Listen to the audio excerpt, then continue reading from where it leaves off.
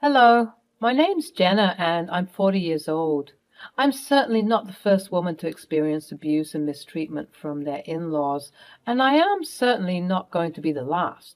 My story is one, however, that not a lot of people can say that they can relate to, as the idea or concept of getting their revenge is something that can never happen.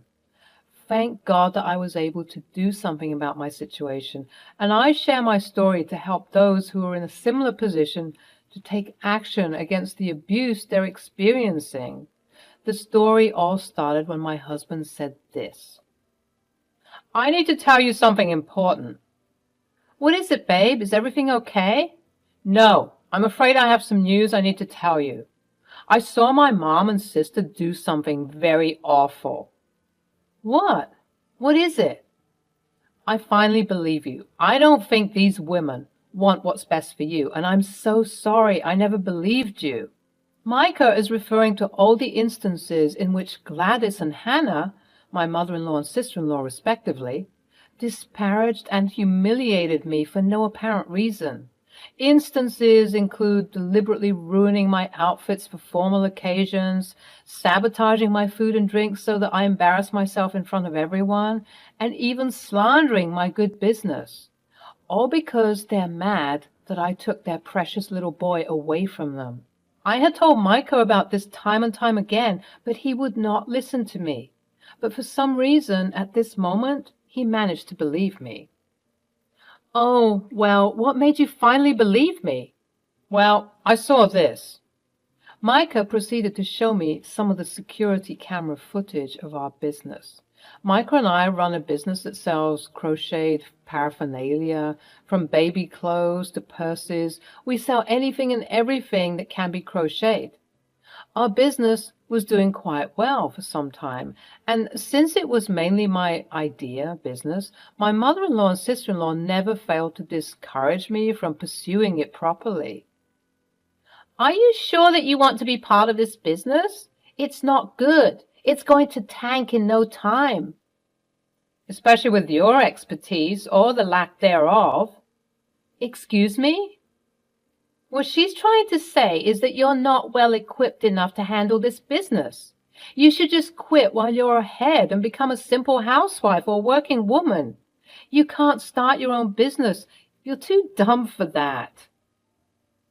Do you see what I mean? These women would always try and refrain me from doing things that made me happy. I think they must have been jealous, because why else would they do something so horrid? My suspicions of them being evil finally came to light when the aforementioned attempts at humiliating me were underway. And even in those moments when I'd cry to my husband, showing him my ruined dress, asking him to taste my sabotage food, and exposing their illegitimate claims about my company, he wouldn't hear it. He had to see it for himself, and then he finally did. The video footage that Micah showed me was truly awful. I didn't know people could stoop this low. In the video, we could see two masked individuals of feminine frames, one seemingly taller and one shorter, trying to vandalize our building. They had spray paint and they were graffitiing our store. Take a closer look. Look at this lady with the necklace. I did as he said and looked closer, and sure enough, that looked to be Gladys's rare and exotic necklace that Micah got her when he was in Fiji. I see what you mean now. Who else could it have been? They look quite similar. I believe you now. I broke down crying. I was angry and hurt because it took him this long to believe in me. But I was also relieved because someone finally saw what I was going through. I didn't want to tell him about this because this was his family. I couldn't exactly slander or sue them for the damages they were doing, but I did want to get my revenge, and I had been pondering on what my revenge would look like for a very long time. Suddenly, Micah was receiving a phone call from Hannah. Speak of the devil, am I right? He answered it, and they talked for a brief time. Once he hung up the phone, he told me, "Okay, so Hannah just told me that Uncle Peter has just gotten back from a long trip, and Mom wanted to have a big family reunion since a lot of people are home for the summer." "Okay, when?" this weekend. Are you going to talk to them about what we just saw? You know I want to, but I don't know if I can. That's my mother and my sister, you know. But if you want to confront them, I will help you in any way I can. The weekend came, and Micah and I arrived early at Gladys's house to help with preparing for the big feast that was about to ensue. Uncle Peter was everybody's favorite, so for him to be back home after a long time would be something truly special. Once I arrived, I noticed that both Hannah and Gladys's demeanor shifted from their happy and smiley faces that they had on to looks of jealousy and disgust. "Oh, you two came quite early." "Yeah, Mom, we wanted to help out. We know a lot of people are going to be here today." "Oh, aren't you just precious?" "It's our pleasure."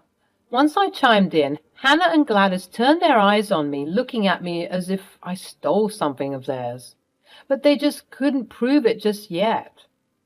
"Oh, Jenna, such a terrible thing for your beautiful business to be vandalized like that. I saw it on the way over here. Just tragic." "Simply awful, yes." Even a 6-year-old could tell that these women were hiding something conniving. Once they said those things, they were unnaturally happy, almost elated whilst expressing their concern. I even noticed them trying to stifle a laugh. But I had to hold my tongue. I didn't want to make a scene just yet. I was determined to enact my revenge at the right moment, so in the meantime I decided to play dumb. Micah followed suit because he didn't want to get his hands dirty. "Oh yes, it's just simply awful. We both wonder who could have done such an awful thing." "Yeah, it was really hurtful to see that happen to something that we worked so hard to actualize." "Yes, but don't worry, the police will get to the bottom of this." "Police? What police? Why, for such a simple crime? I'm sure it was just some stupid teenagers having a little bit of fun. There's really no need to involve the police." "Oh, Hannah, bless your heart for caring so much about these alleged little rascals, but even so, they should be punished for what they had done. After all, it's not like they didn't know what they were doing." "I'm inclined to agree with Hannah. How many stupid things did you do as a teenager? Don't be rash and foolish. Come, let's get everything ready for the party." I could tell that they were sweating. Why try and brush the whole thing off after inquiring so intently about it? Both Micah and I exchanged a knowing look and proceeded to help out with the party. We spent all morning and early afternoon setting everything up, cooking and cleaning. At around 3 p.m., the family members started to arrive for the big reunion. Once we had finished up everything and were lounging around, Micah pulled me to the side and said, "I have something for you. It's a concealed microphone. I want you to wear this." "What? Why? What is it?" "I'm sorry. I'm not strong enough to confront my mother and my sister.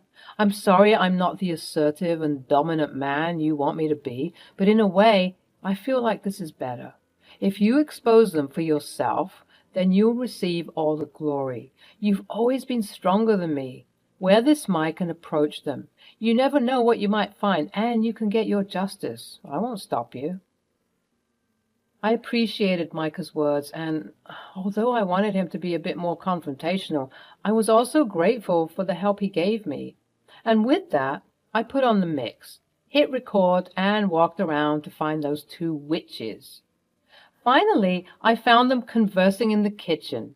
They seemed to be in a heated debate of sorts, so before I entered, I waited at the door to hear what they were talking about. "She knows everything, Mom. Did you see the way she looked at us?"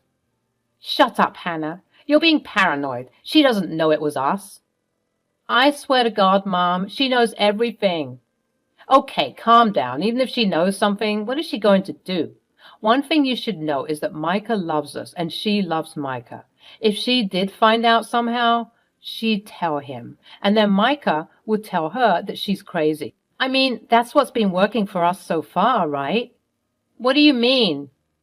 "Remember how we put ink on her dress before her pitch about the crochet business? Or how we put the spoiled milk in her food and drink? She told Micah about it. There was no way that she couldn't have shared her suspicions with him. But because he loves us, he was willing to overlook it. He'll do the same for us now. At that moment, I burst into the room because I was getting irritated with their villainous talks.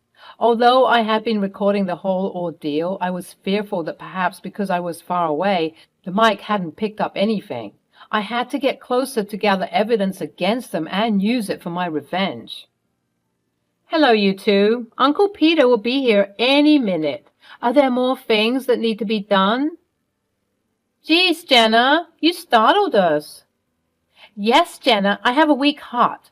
Don't do those foolish things again. Apparently not weak enough. What did you just say? Oh, I didn't mean anything of it. Just that for such an aged woman, you do seem to be quite active. Active? How, dear? Well, I could have sworn I saw you. Perhaps it was a dream or something, but I swear I saw you engaging in some rigorous activity recently. You were wearing something black, I believe, and you were also wearing a mask, I think. They stopped what they were doing for a brief moment. Bingo. Yeah, I believe you were doing something quite rigorous. I believe it might have been something quite bad, actually. Just what are you getting at, actually? I think that you know what exactly I'm talking about, sweetheart. Gladys proceeded to close the door so that we could have a quieter discussion. What are you trying to insinuate? Well, I'm not trying to insinuate anything. Okay, well, we don't know what you're talking about, so hush now. I don't know. I mean, if I'm being honest, I think I might have also seen another person with their face covered alongside this other figure, and they were doing something quite criminal. What a shame. I hope you find these criminals. Anyway, Mom, I think we should get going. Not so fast, Hannah. I wouldn't want you to miss this. Miss what? At that moment, I showed them the video footage that Micah showed me. Oh, good, you caught the vandals. Okay, well, now that we know who they are, there's no need to investigate further. Just drop the issue. Honestly, Jenna, you're getting insufferable with this. You're not the only building that has ever gotten vandalized. Yeah, honestly, just get over yourself, Jenna. It's not a big deal. Quite the contrary, ladies. I do believe it is a big deal. You see, I learned something interesting when I discovered this video. Look closer. Both the ladies squinted and zoomed into the phone screen to see what I was talking about, and the look of horror and shock that occurred confirmed all of my doubts. They were the ones who indeed vandalized my precious building. I told you, Mom. Hush, this proves nothing. Who else has this necklace? Gladys? I can't take it anymore. Fine, it was us. Hannah, don't you dare say another word. Well, she's caught us, Mom. I don't know what you want from me. Yes, Jenna, we did it. We vandalized your business. But what are you going to do about it? Yeah, Jenna, there's absolutely nothing you can do about this situation. We know that Micah cares more about us than he ever will with you. So even if you do try and do something, he won't do anything to us because he loves us.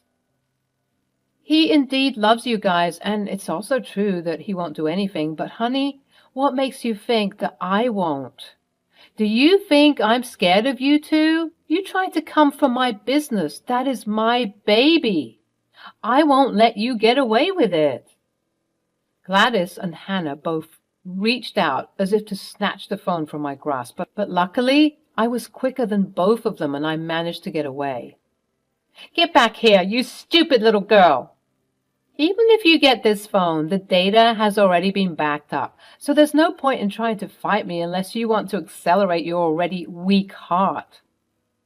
Don't you dare antagonize my mother. Do you think you're funny? Do you think you're smart? You'll be giving us all the data this instant, or I swear I will. You'll what? Huh? What will you do? I'll hurt you in ways that you never thought were possible. Oh, I'm so scared. Please don't hurt me. Oh, my goodness. You smart-mouthed little wench.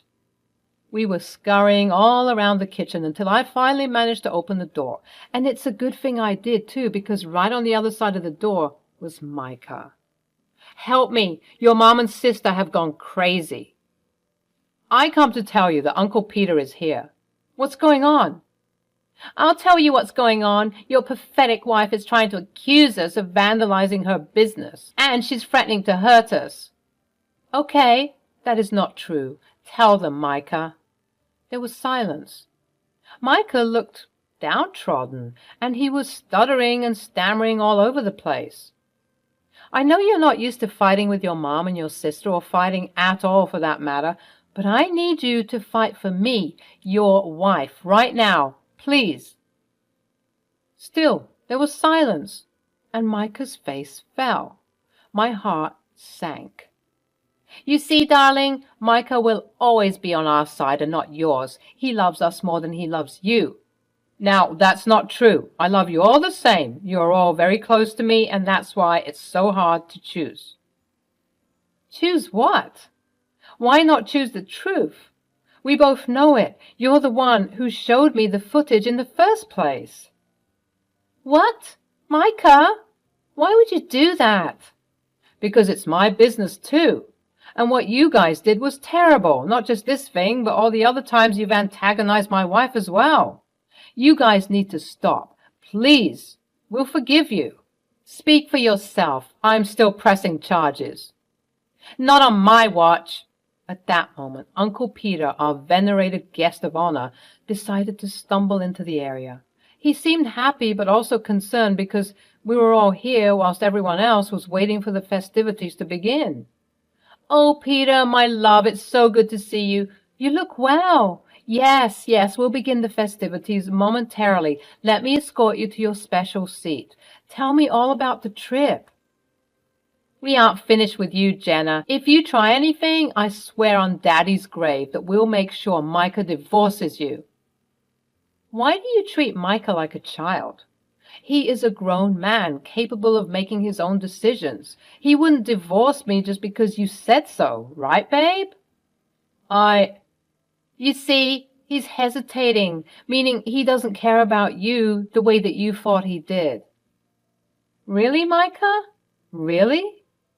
He just dropped his head down for the second time in 5 minutes.